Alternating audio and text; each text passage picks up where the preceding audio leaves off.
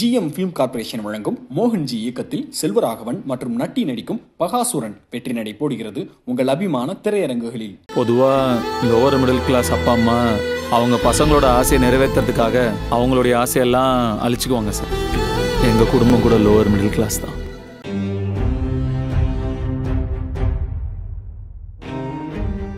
நல்ல மனுஷன். அப்படி ஒரு மனிதனை நான் சந்தித்ததே பெரிய விஷயம். இன்னும் உயிரோடு இருக்கணும்னு சொல்லிட்டு போயிட்டான் மனுஷன். நான் நேற்றே அவரோட சேர்ந்து வீட்டிலே போய் பார்க்கும்போதே அந்த உயிர் அங்கே பிரிஞ்சுன்னு எனக்கு சந்தோஷமாக இருந்திருக்கும்.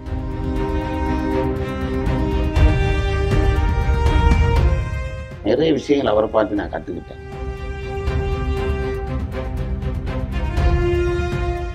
இழந்துட்டோம் சார், முடிஞ்சு நான் பேச வச்சுட்டு போயிட்டான் மனுஷன். கண்டிப்பாக புரட்சி தலைவர் பேசுகிற மாதிரி தொடர்ந்து பேசிக்கிட்டே இருப்பேன். கண்டிப்பாங்க. அடிக்கடி அவர் சொல்லுவார், புரட்சி தலைவர் அளவுக்கு எந்த வருமானம் இல்லைடா, அந்தளவுக்கு அள்ளி கொட்டுறதுக்கு முடிய இல்லைடா, அதான்டா கவலையா இருக்கு. நான் சொன்னேன், உங்களுக்கு இந்த அளவு முடியும் எனக்கு அவ்வளோ சந்தோஷப்படுங்கண்ணே. யாரு கேட்டாலும் அதெல்லாம் முடிஞ்சா போக வேண்டியதுதான், அதுக்காக நான் என்ன மாத்திக்க முடியாது அப்படின்ட்டே வாழ்ந்துட்டாரு. நான் இருக்கல, நம்ம விட்டுருவேனா அந்த ஒரு தெம்பு தான் எனக்கு. ஒரு கையே போன மாதிரி ஆச்சு அவர் போனது. ரஜினி சார் மனசு விட்டு பேசுறாரு. அவனுடைய கடைசி ஆசை என்ன, நான் போய் அந்த கோயிலுக்கு சிவனுக்கு பால் ஊற்றணும், அதை செய்யறேன், இதுதான் என்னோட வேலை. அவனுக்கு தான் படிக்கலையே அப்படின்னு சொல்லி அவர் குறை அவருக்கு இருந்துகிட்டே இருக்கு. அதை அடிக்கடி சொல்லுவார், படிக்காம விட்டுட்டேன், நாங்கள் படிக்காட்டி இந்த சாதிச்சுட்டு என்ன, படிப்பு தானே முக்கியம் அப்படின்னு சொல்லிட்டு பாரு. எம்பிஏ படிக்கலையில, அவர் படிக்கல, இவர் படிக்க, அப்போ நானும் படிக்கல அப்படின்னு சொல்லிக்குவார்.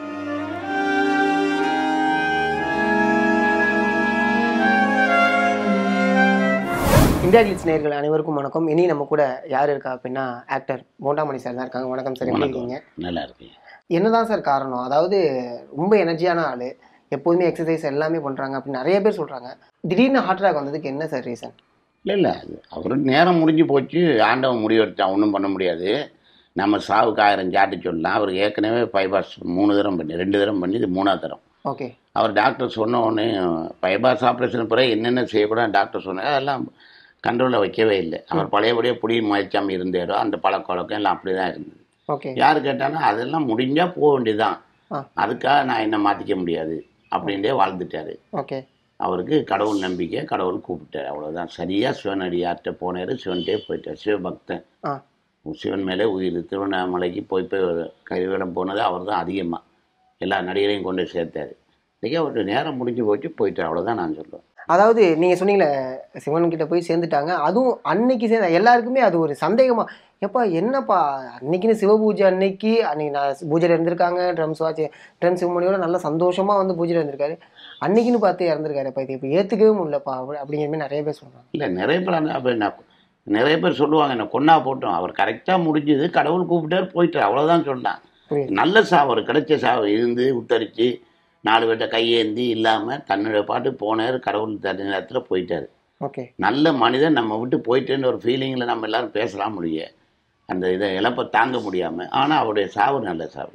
இதே மாதிரி தான் விவேக்கு போச்சு. ஒரு நல்ல விஷயத்தை போய் மக்களுக்கு விழிப்புணர்வு சொல்லிட்டு வந்தார், முடிஞ்சுது. யாருமா கொண்டோம், அவருடைய மேலே அவர் சின்ன வயசு, ஆண்டவன் எடுக்கிற முடிவு நம்ம யாரும் மாற்ற முடியாது. நான்லாம் இப்போ இலங்கை தமிழன், இலங்கையிலேருந்து இந்த அகதியாக இங்கே உட்காந்துருக்குன்னா எத்தனை குண்டடிப்பட்டிருப்பேன், இவ்வளோ வெடியில் இராணுவத்தில் மாட்டுப்பட்டிருப்பேன். அன்றைக்கெல்லாம் போகாத உயிரே இன்னும் இருக்குது. இடையில இப்போ சாக கிடந்து டாக்டர் காப்பாற்ற முடியாதுல மயிற்சியமில் இவ்வளோ ஹெல்ப் பண்ணிடுறேன். ஆமாம், அந்த விஷயத்தை பற்றி பேச முடியுமா? ஏன்னா யாருமே இல்லை, டக்குன்னு மயில்சாமி சார் உங்களுக்கு ஒரு உதவி பண்ணதாக இருக்கும். இப்போ ஆப்ரேஷனுக்கு நான் வரேன், நான் உங்க கூட இருப்பேன். இல்லை, நான் ஷூட்டிங் முடிச்சுட்டு ஏற்கனவே 2 மாதம் ஹாஸ்பிட்டலில் இருந்துட்டு வந்தோன்னே டாக்டர் ஒரு 3 மாதத்துக்கு ரெஸ்ட் எடுக்கணும்னா 3 நாள் கூட ரெஸ்ட் எடுக்க இல்லை. பழையபடி ப்ரோக்ராம் ஷூட்டிங் போக ஆரம்பிச்சு. அப்போ கிட்னி பாதிப்பு இருக்குது சொன்னாங்களே, மாத்திரையில் காப்பாற்றிடலான்னு சொன்னாங்க. நான் அவர் சொன்னதில் கேட்கல. பழையபடி சீரியஸ் ஆகி ஷூட்டிங் முடிச்சு திருநெல்வேலி வரைக்கும் பெரம்பலூர் பக்கத்தில் மயங்கி விழுந்துட்டேன். கிஞ்சான் தான் தூக்கி ஆம்புலன்ஸ் போட்டு நைட்டு 8-9 மணி எஸ்ஆர்எம் அங்கே பக்கத்தில் சமயபுரம் எஸ்ஆர்எம் கொண்டு போயிட்டார். அங்கேருந்து கொண்டு என்ன வேணால் எடுத்தோன்னே முதல் ஃபோன் மயில்சாமிக்கு தான் அடிச்சிருக்கேன். மயில்சாமியோட எஸ்ஆர்எம்க்கு அடித்து ஓனர்கிட்ட பேசி அன்னைக்கு ஃபுல்லாக என்னை ட்ரீட்மெண்ட் எடுத்து நான் சொன்னேன், எனக்கு இங்கே தாக்கு பிடிக்க முடியாது, நீங்கள் என்னை உடனே ஓமந்தூருக்கு அனுப்புங்க. நான் ஓமந்தூருக்கு வந்துட்டேன். ஓகே. வந்தோடனே காலைல விடியவே 1,00,000 ரூபா பணத்தோடு வந்து இந்த கவலைப்படாத வச்சுக்க, என்னட்ட பணம் இது 5,000 ரூபா தான், மற்றையெல்லாம் நான் கலெக்ட் பண்ணேன். P Vasu, Sathyaraj sir, Sarathkumar sir, K S Ravikumar sir, இவங்ககிட்ட எல்லாம் கேட்டோடனே உனக்காக கேட்டு வாங்கிட்டு வந்தேன். ஒரு கலைஞன் தன்னுடைய சக கலைஞருக்கு இப்படி ஒன்று ஆச்சுன்னொடனே ஓடி அடித்து காலில் விடியவே எல்லாத்தையும் காசை கலெக்ட் பண்ணி கொண்டு வந்து கையில் கொடுத்து அவ்வளோ தென்பார். அதே மாதிரி நாங்கள் இருக்கிறோண்டா கவலைப்படாதுன்னு சொல்லிட்டு வந்தான் மனுஷன். அதுக்கு பிறகு கவர்மெண்ட்டில் தான் ஆப்ரேஷன் பண்ணணும் அப்படின்னு சொன்னால், இல்லை 5 வருஷம் கூட ஆகலாம் அப்படின்ட்டு டாக்டர்கிட்ட பேசிட்டு ஒன்று எஸ்ஆர்எம்கிட்ட பேசி ஒரு 3 மாதத்துக்குள்ளே நாங்கள் ஏற்பாடு பண்ணுறோன்னே எத்தனை லட்ச ரூபா செலவானாலும் பரவாயில்லை, நாங்கள் நடிகர்லாம் போட்டு முடிச்சிடுவோம் அப்படின்னு தென்பை உண்டாக்கினா டாக்டர் சக்தி தான் அங்கே இதில் எஸ்ஆர்எம்ல அவர்கிட்ட நேரவே பேசி எல்லாம் ஏற்பாடு பண்ணி வச்சுட்டு இன்றைக்கி ஒரு 6 டெஸ்ட்டு முடிஞ்சுது. இன்றைக்கி லாஸ்ட்டு ஒரு டெஸ்ட்டு, இது முடித்தா தான் கிட்னியும் ஜாயின் பண்ண முடியும். இந்த டெஸ்ட்டு இன்றைக்கி கிளம்ப ஒன்று மயில்ஜான் இப்போ ஒரு 4 நாளைக்கு முன்னாடியே ஃபோன் பண்ணி சொல்லிட்டேன்டா, நீ போய் டெஸ்ட்டை முடி, அதுக்கப்புறம் நான் ஐஸ்வரி கணேசர் எல்லாத்தையும் பேசியிருக்கேன், அமௌண்ட்டு உனக்கு சேர்ந்துட்டு வந்துடும். கடைசியில் இன்றைக்கி அவருக்கு நான் உட்காந்து அனுதான் பேச வேண்டி வந்துட்டு. கண்டிப்பாக சார். ஏன்னா ஏதோ ஒரு கலைஞன்ப்பா, நம்ம முன்னாடி ஒரு படம் நடித்தோம்ப்பா, அப்போ பழக்கம்ப்பா அப்படிங்கிற தாண்டி பேசிக்கிறதா இருக்கட்டும், கஷ்டத்தை பகிர்றதா இருக்கட்டும், அப்படி எல்லாத்துலேயும் அவர் மாதிரி ஒருத்தரை இத்தனை நடிகரோட நான் பழகியிருக்கேன், எல்லாரோடையும் பழகியிருக்கேன். ஆனால் அவர் மாதிரி ஒரு நடிகரை நான் பார்த்ததே. நல்ல மனசு. விவேக்கு அடுத்த இவர். விவேக்காவது பப்ளிக்கோடு சேர்ந்து போக முடியாது. பப்ளிக்கில் ஒரு ஆள் அலைஞ்சிட்டு என்னென்ன கஷ்டங்கள் எவனுக்கு இருக்கோ தன்னால் முடியாது இன்னொருத்தட்ட வாங்கி கொடுத்துட்டு பர்சனலாக உங்களுடைய விஷயத்துலேயே அதை நம்ம சொல்லலாம். ஆமாம், அதான் நீங்கள் சொன்ன வார்த்தை தான். யூடியூப்பில் ஒருக்கா என்னை யாரும் கண்டுகொள்ளவில்லை அப்படின்னு போட்டாங்க டைட்டில். அதை பார்த்துட்டு நைட்டு 1 மணிக்கு ஃபோன் அடித்து கிங்காங்கிட்ட பேசி என்ன மணி அந்த மாதிரி வார்த்தை சொல்கிறேன், நடிகரை கைவிட மாட்டாங்க, ஒன்று உடம்பு சரியில்லைன்னா எல்லோரும் தானே உனக்கு காசு கொடுத்தாங்க, இன்னும் செய்வாங்க, நீ வார்த்தையில் கொட்டுற இல்லைன்னா அது யூடியூப்பில் அப்படி போட்டாங்க. அப்புறம் உடனே பேச சொல்லி யூடியூப் சேனலுக்கு பேட்டி கொடுக்க சொன்னார். இந்த மாதிரிலாம் இல்லை, எல்லோரும் என்னை பார்த்துக்கிறாங்க. அவர் சொல்கிறது தான், எல்லோரும் செய்வாங்கடா, நம்பிக்கையோடு இரு, நம்ம கலைஞர்கள் நம்ம எல்லாம் ஒன்று, யாரும் கைவிட மாட்டாங்க, நான் இருக்கல, நம்ம விட்டுருவேனா, அந்த ஒரு தெம்பு தான் எனக்கு. ஒரு கையே போன மாதிரி ஆச்சு அவர் போனது. அதான் சார். ஏன்னா நீங்கள் பேசும்போது எல்லா கலைஞருமே வந்தாங்க, எல்லாருமே அங்கே பார்த்தாங்க. ஆனால் போண்டாமணி பேசுறதுல மட்டும் அவ்வளோ ஒரு வலி இருந்துச்சு. 1990 அகதியாக வந்து 92 மெட்ராஸுக்கு வரேன். முதல் படம் போகணும் தான் சேலத்தில் முடிச்சுட்டு வர்றேன். இவருடைய கேசட்டுகள்லாம் நாங்கள் கேட்டிருக்கோம் சிலோனில். முதல்ல ஆரம்ப காலத்தில் இமிக்ரிண்டா இவர் தான் நம்பர் 1. அப்போ இமிக்ரி ஆர்டிஸ்ட் அதிகமாக இல்லை, ரொம்ப ரேரு இமிக்ரி பண்ணுறவங்க. அப்போ வந்த இடத்துல கேம்பஸ் கோர்ட்டில் முன்னாடி இவரை பார்த்தோன்னே ஒரு சந்தோஷம், போய் கட்டி பிடிச்சி அண்ணே நான் சிலோன்காரன், உங்கள் சீரியல்லாம் போட்டு பார்ப்பேன், அப்படியேடா ரொம்ப நன்றி, எங்கடா வந்தேன்னு சொன்ன விஷயத்தை. கொலைப்பட நாங்கள்லாம் இருக்கிறோம், உன்னை நடிகராகிக்கலாம், புரட்சித் தலைவர் எம்ஜிஆர் வந்து ஜெயிச்சு முதலமைச்சராக இருக்காரு, நீ சிலோன் தமிழன், உனக்கு கண்டிப்பாக இடம் இருக்குது இந்த இடத்துல வந்து. அதுலேருந்து எனக்கு சீரியல் வந்தால் உடனே ஃபோன் பண்ணி சொல்லி ஹெல்ப் பண்ணி இடையில கம்பெனியில் கூட்டிகிட்டு போய் பி வாசர்கிட்ட இன்ட்ரடியூஸ் பண்ணி, அந்த மாதிரி நான் வரவுன்றதுல ஆர்வம் இல்லாது கல்யாண விஷயத்த கூட முன்னின்று எனக்கெல்லாம் பண்ணி வச்சுட்டு, அப்புறம் பொண்ணுக்கு பேர் சூட்டு விழா வைக்க எல்லா கலைஞர்களையும் கூட்டி, அப்போல்லாம் நான் யாருன்னு தெரியாத நேரம் கூட எனக்கு நல்ல ஹெல்ப் பண்ண ஒரு நல்ல மனிதன். எல்லாத்தையும் கடந்து ஒரு விஷயத்தை நம்ம ஒத்து பார்த்தா, இன்னைய வரைக்கும் யாரையுமே எதிரி அப்படின்னு சொல்லிட்டு மயில்சாமி யாரையுமே சம்பாதிக்கல. யாருக்கு புரட்சித் தலைவர் எம்ஜிஆர் சரி, புரட்சித் தலைவர் அம்மா சரி, கலைஞர் ஐயா சரி, அவங்க சாவுக்கெல்லாம் வராத கூட்டம் இவருக்கு வந்திருக்கு. என்னை பொறுத்தவரை அரசியல்வாதியிலேருந்து நடிகர்லேருந்து பப்ளிக்லேருந்து எல்லாருமே அவங்களுக்கு குனிஞ்சிட்டாங்க. இந்த ரஜினி சார் வந்து மனசு விட்டு பேசுகிறாரு, அவனுடைய கடைசி ஆசை என்ன, நான் போய் இந்த கோயிலுக்கு சிவனுக்கு பால் ஊற்றணும், அதை செய்கிறேன், இதுதான் என்னுடைய வேலை. ரஜினி சார் இவ்வளோ தூரம் இறங்கி வர்றது பெரிய விஷயம். அதுக்கப்புறம் அஜித் சார், விஜய் சார்லாம் அதுதான் வந்துருச்சு, வர முடியாத சூழ்நிலை மாட்டிக்கிட்டு. கமல் சார் வந்துகிட்டே இருக்குது, அதுக்குள்ளே ஒன்றும் பண்ண முடியாது, எடுத்துட்டாங்க. மயில்சாமி அப்படின்னாலே இந்த விஷயத்தை நாடி மறக்கவே முடியாது, என் கண்ணுக்குள்ளே ஓடிக்கிட்டே இருக்கு. அப்படின்னா அது என்னவா இருக்கும்? சுனாமி அடித்த நேரம் வண்டி எடுத்துகிட்டு எல்லாத்தையும் போய் கலெக்ட் பண்ணிக்கிட்டு அந்தந்த ஊருக்குள்ளே போய் சப்ளை செய்தெல்லாம் நாங்களாம் கூட போயிருந்தோம். அது மறக்கவே முடியாது. அதுக்கப்புறம் அந்த விவகாரம் அவருக்கு வந்து ஒரு செயினை போய் 10 பவுன் சவரத்தை கழட்டி அவன் கழுத்தில் போட்டு, ஏன்னா அவர் வந்து ஹெல்ப் பண்ணுறான், இதுக்கு மேலே நான் எதாவது செய்யணும், தமிழ் தெரியும், வேற ஒரு பாசம் இந்த இடத்துக்கு கழுத்தில் போட்டு ஓடி அந்த மனுஷன். அதெல்லாம் கண்ணெதிலே பார்த்தோம். அப்படி ஒரு மனிதனை நான் நடிகர்லேயே அப்படி பார்க்கல. புரட்சித் தலைவர் எம்ஜிஆருக்கு பிறகு புரட்சி கலைஞர் விஜயகாந்துக்கு அடுத்து அதே பாணியில் பார்த்தேன்னா மயில்சாமி அவர்கள் தான். மற்ற யாரையும் நம்ம நடிகரில் சொல்ல முடியாது இந்த ரேஞ்சுக்கு. அதே மாதிரி பாட்டில் எல்லா காமெடியினையும் சிரிக்க வச்சுட்டே இருப்பார். ஷூட்டிங் பாட்டு சும்மாண்டாலும் வந்து சத்யராஜுக்கு ரொம்ப பிடிச்ச மனுஷன் மணிவண்ணன் சார், சத்யராஜ் சார். அதை கவுண்டர் பண்ணின்னா விழுந்து விழுந்து சிரிப்பை விட காமெடி கட்டு. அப்படி எல்லாரையும் சிரிக்க வைக்கக்கூடிய ஒரு ஆள், நல்ல எண்ணம் உள்ள மனிதன். ஆக்சுவலாக நீங்களுமே ஒரு இலங்கை தமிழர் தான்.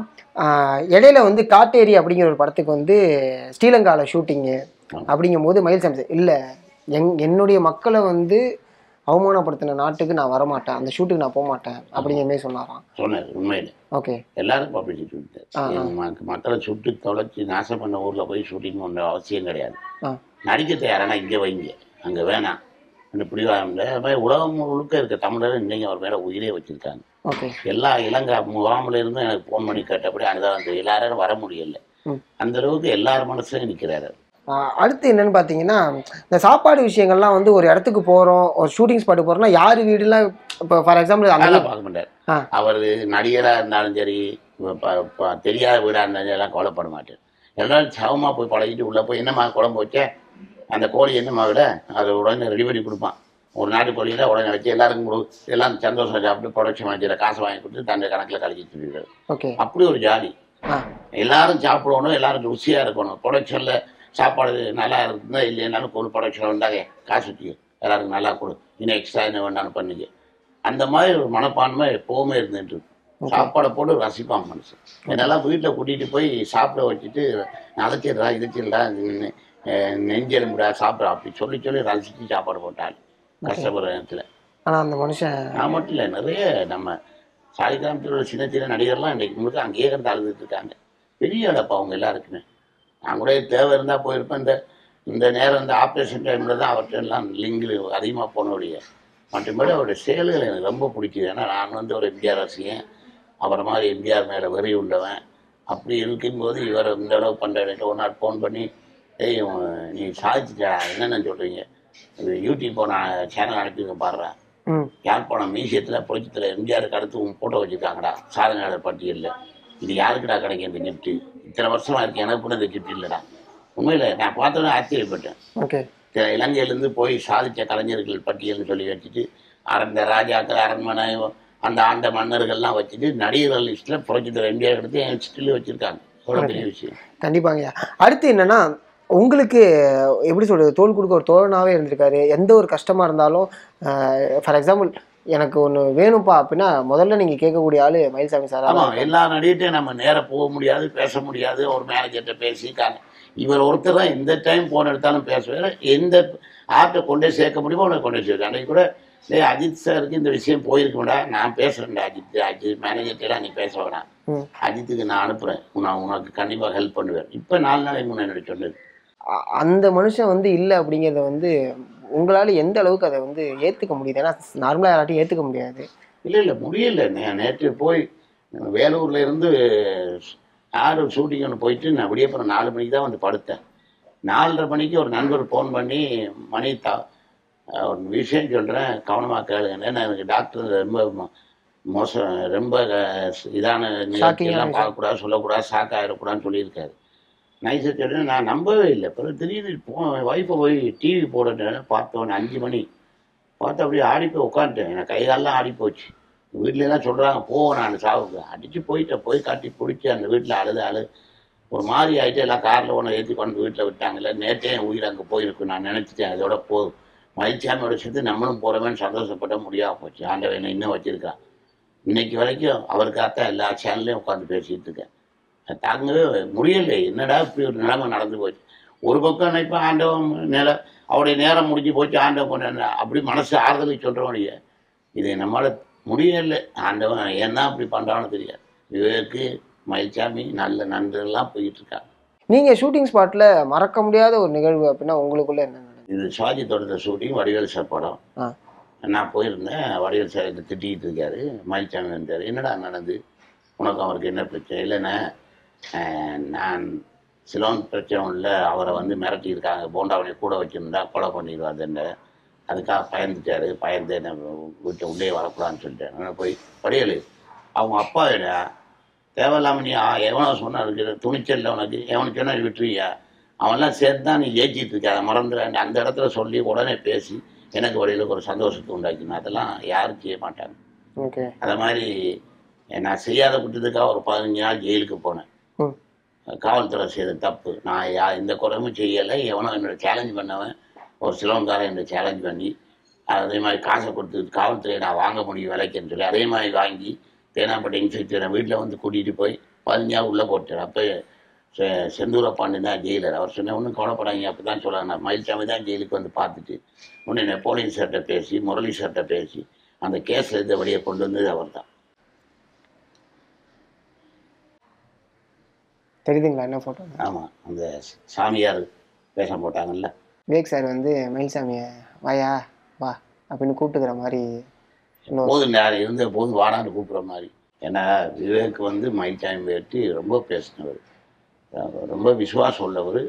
எங்கே போனாலும் எந்த மீட்டிலையும் மயில்சாமி விட்டு கொடுத்து பேச மாட்டேன். அப்படி ஒருத்தரை பார்க்க என்னடே சொல்லுவார். உண்மையாக மயில் மாதிரி ஒருத்தரை பார்க்க முடியாது நடிகர்லையே. இன்னும் மனுஷனாக இருக்கா ஐயா, என்கிட்ட வாங்குறான், யார்கிட்ட கொண்டு கொடுக்குறான், யார்கிட்ட வாங்கி யாருக்கு அவன் தனக்குன்னு 5 பைசா செலவு பண்ண மாட்டேங்கிறான். அவன் இருக்கிற ரொம்ப நாளைக்கு நல்லா இருக்கணும்னு தான் சொல்லுவார் விவேக். ஓகே, எல்லாமே இங்கே வந்து என்னென்னா 1 நிமிஷத்துக்குள்ளே முடிஞ்சிடும் அப்படிம்பாங்க. சில பேருடைய வாழ்க்கை வந்து எப்படி இருக்குங்கிறது நமக்கு தெரியாது. ஆனால் ஒருத்தன் வந்து அவனுடைய மரணத்தில் தான் தெரியும் அவன் எப்படி வாழ்ந்தான் அப்படிங்கிறது. மரணத்தில் அதான் 3 எழுத்துல மூச்சு இருக்கும். அது முடிஞ்ச அப்படின்னா பேசியிருக்கேன். சொன்ன மாதிரி இன்னைக்கு முடிக்க பிறகு அவரை பற்றி எல்லாம் பேசிகிட்டே இருக்கும். பேச வச்சுட்டு போயிருக்கான் மனுஷன். கண்டிப்பாக. அல்லாட்டி எத்தனை நடிகர் வச்சுருக்கேன், அந்த அளவுக்கு தான் உட்காந்து பேச இல்லையே. கண்டிப்பாக. ரொம்ப நன்றிங்க உங்களுடைய பொன்னான நேரத்தை எங்களுக்கு ஒதுக்குனதுக்கு. என்ன இல்லை, இது எனக்கு பிடிச்ச கிஃப்ட்டு. மயில்சாமி பற்றி என் வாயில் நான் சொல்லக்கூடிய வாய்ப்பு கிடைக்கிது. நல்ல மனுஷன். அப்படி ஒரு மனிதனை நான் சந்தித்ததே பெரிய விஷயம். இன்னும் உயிரோடு இருக்கணும்னு சொல்லிட்டு போயிட்டான் மனுஷன். நான் நேற்றே அவரோட சேர்ந்து வீட்டிலே போய் பார்க்கும்போதே அந்த உயிர் அங்கே பிரிஞ்சுன்னா எனக்கு சந்தோஷமாக இருந்திருக்கும். அவர் கூட நானும் போயிருப்பேன். என்ன அப்படிப்பட்ட நல்ல மனுஷன்லாம் விட்டு உட்காந்துருக்கோம். என்னத்தை சாதிச்சோம். நிறைய விஷயங்கள் அவரை பார்த்து நான் கற்றுக்கிட்டேன். ஒரு பப்ளிக்கோட ஃபோட்டோ எடுக்கிறது சரி, பழகுறது சரி, டென்ஷன் ஆகடா, அவங்க தானே நம்ம முக்கியம், அவங்க கொடுக்குற காசு தானே சாப்பிட்றோம். இந்த வார்த்தை என்ன சொல்லிக்கிட்டே இருப்பேன். கண்டிப்பாக. ஏன்னா அந்த வார்த்தை ஒரு உண்மையான வார்த்தை. ஏன்னா மக்கள் கொடுக்குற பைசாவில் தான் நம்ம வாழ்ந்துட்டு இருக்கோம். சொல்லுவேன், ரஜினி சாராக இருக்குன்ட்டு அஜித் சார், விஜய் எல்லாரோடையும் நான் நடிச்சிருக்கேன். இவருடைய குணத்தை நான் எந்த நடிகத்தையும் பார்த்தேன் கிடையாது. பார்த்தேன் புரட்சி கலைஞர் விஜயகாந்திட்ட பார்த்தேன், அடுத்து இங்கே பார்க்குறேன். கண்டிப்பாங்க. ஏன்னா சாப்பாடு விஷயத்தில் ஒருத்தவங்க குறை வைக்காமல் ஒருத்தவங்க செய்கிறாங்க அப்படின்னா அவங்க மிகப்பெரிய மகான் அப்படின்னு சொல்லுவாங்க. ஸோ அந்த வகையில் மயில்சாமி ஐயா சாப்பாடு விஷயத்தில் எல்லாருக்குமே நிறைய விஷயங்கள் செஞ்சுருக்காங்க. ஷூட்டிங் ஸ்பாட்டாக இருக்கட்டும், பொது வாழ்க்கையாக இருக்கட்டும், இந்த கொரோனா டைமாக இருக்கட்டும், வெள்ளம் வந்ததாக இருக்கட்டும், எல்லா இடத்துலையுமே இறங்கி மக்களுக்காக செஞ்சவர் தான் மயில்சாமி சார். எல்லாம் தன்னை கலைச்சிட்ட கலைஞர்லாம் கூட கவலைப்படாங்களா, நான் இருக்கேன்டா ஒன்றுண்டா குறை கொடுப்பேன். விபி வாசர் ஒரு நாள் வீட்டை போகிறேன் சொன்னேன். அப்படி மயில்சாமி வந்து பார்த்தேன்னு நான் அவன் 4 மணிக்கு ஃபோன் போட்டு என் போண்டாமணிக்கு ஏதாவது செய்யுங்க, என்னோட வழியில் பாவம்னு அழுகிறான் ஐயா. உடனே கூப்பிட்டு பணம் கொடுத்தேன், கொண்டு ஓடி வந்தேன் அவனை பார்க்க. அப்படிப்பட்ட ஒரு நடிகனை நான் பார்க்க இல்லையா. தனக்கு கூட கேட்ட கிடையாது. அவன் வந்து தன்னோட குடும்ப செலவு கூட இந்த இதுவரையும் கேட்ட கிடையாது. ஆனால் போண்டாமணிக்கு ஒன்றுன்னொன்னே ஓடியாந்தான். அப்படியே போகிறேன் 4 மணிக்கு ஃபோன் பண்ணிவிட்டு நீங்கள் இப்போ பேங்க்கில் போட வேணாம், எனக்கு அதெல்லாம் எடுக்க தெரியாது, கையில் கொடுங்கன்னு வந்து காசு வாங்கிட்டு போகிறான்.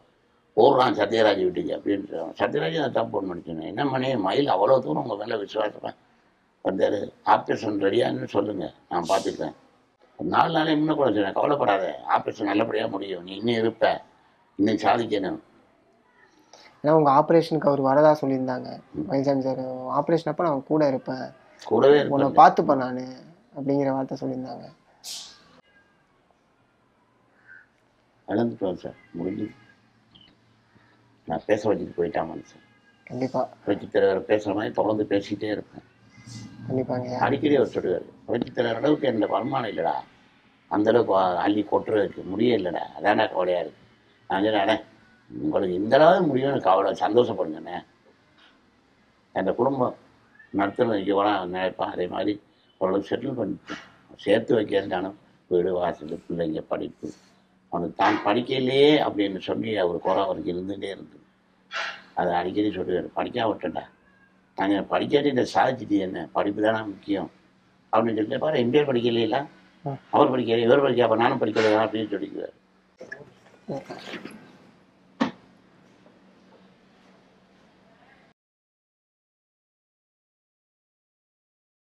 சரிங்க சார், ரொம்ப நன்றி சார். மயில்சாமி சாரை பற்றி நிறைய விஷயங்கள் சொன்னீங்க. Thank you so much. உங்களுடைய உடலையும் பார்த்துக்குங்க. சரிங்களா, ரொம்ப நன்றி சார். GM ஃபிலிம் கார்ப்பரேஷன் வழங்கும் மோகன்ஜி இயக்கத்தில் செல்வராகவன் மற்றும் நட்டி நடிக்கும் பகாசுரன் வெற்றி நடை போடுகிறது உங்கள் அபிமான திரையரங்குகளில். பொதுவாக லோவர் மிடில் கிளாஸ் அப்பா அம்மா அவங்க பசங்களோட ஆசையை நிறைவேற்றுறதுக்காக அவங்களுடைய ஆசையெல்லாம் அழிச்சுக்குவாங்க சார். எங்கள் குடும்பம் கூட லோவர் மிடில் கிளாஸ் தான்.